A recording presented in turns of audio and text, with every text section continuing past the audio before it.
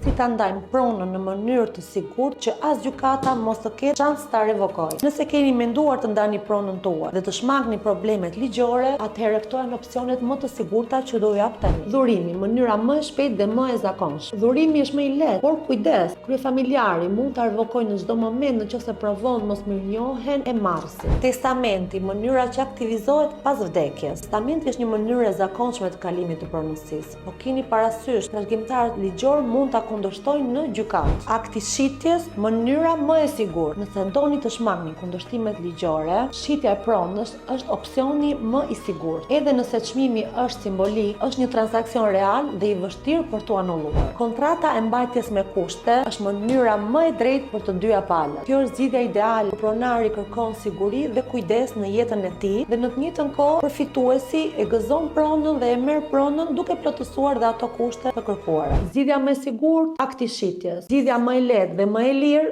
dhurimi. Cila mendoni se është më e mira? Lini komentin tuaj më poshtë.